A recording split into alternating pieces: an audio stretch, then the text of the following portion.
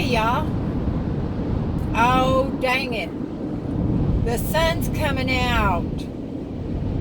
Oh well. I am not the kind of person who ever doesn't want the sun to come out, but today was one of those days. But what I want to talk to y'all about today is rats. Now, I'm not talking about people that are rats, although there are some. I'm talking about rats, rodents, big rodents. Now, here in California, y'all know we have a lot of palm trees. Now, the bottom part of a palm tree starts losing their fronds, their branches. And so they don't completely fall off, not very often. But they will start dying and they bend down. And then this moves up the palm tree until you see. Now, if I was lucky enough, while I'm talking about this subject, we would see exactly what I'm trying to describe to y'all, but probably not. But anyway, so you get these dead fronds that are hanging, and they create a nest that is very desirable to rodents. Okay? Now, years ago, and I believe, if you can trust my memory, this was in LA. And this neighborhood, the street or streets were lined with palm trees. Well, they started having a rodent problem. And they thought maybe it was from the trash pickup or not enough trash pickup.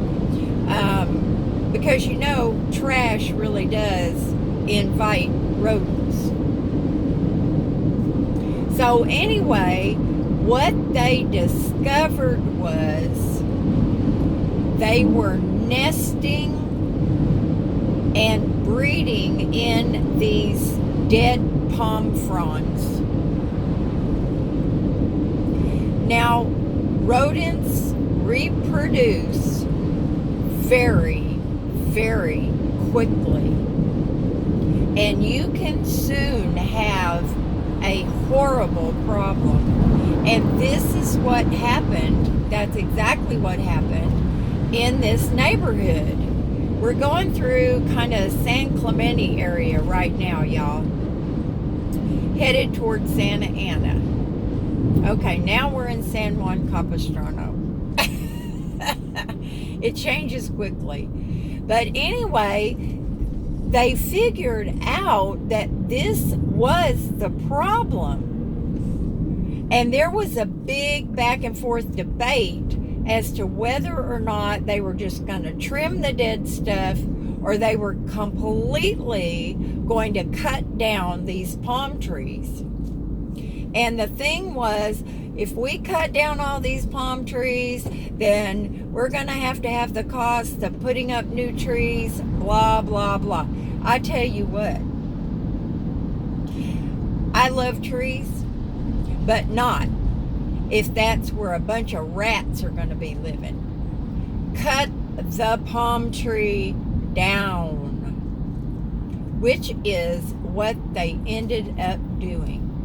And y'all took care of the rat problem. They didn't have any place to nest and breed, so they went along their little rat way.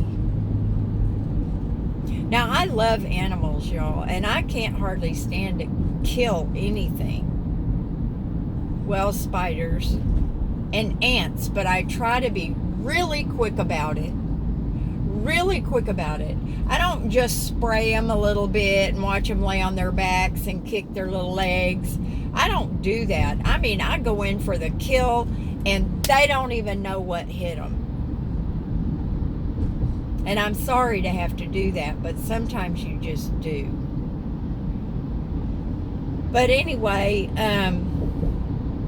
we have grown and grown and grown and grown until little animals barely have any place to survive. Does that mean they're going to start practicing birth control? No, they're not. It's like coyotes, y'all. There are places, and I lived in a place like that. My fourth husband and I owned a home, and there was a big field, big area of empty land behind us. And we could hear those coyotes, and once in a while we could see one. In fact, I lost a kitty cat to a coyote. But they need to eat just like we do. And they've run out of places to do that, y'all. And it makes me sad. But do I want those palm fronds trimmed back and taken down? Absolutely. And we've got some in our park, and it drives me nuts. I do not want to see mice, much less rats. Now, rats are big, y'all, and you can tell the difference between a rat and a mouse. Oh, yeah. When you see a rat, you'll know it. But anyway, that just was something that's been on my mind lately, because right across from me, there's a palm tree, and half of it is dead and hanging down. Now, I don't want to cause a ruckus or anything, y'all, but neither do I want to have rats running around.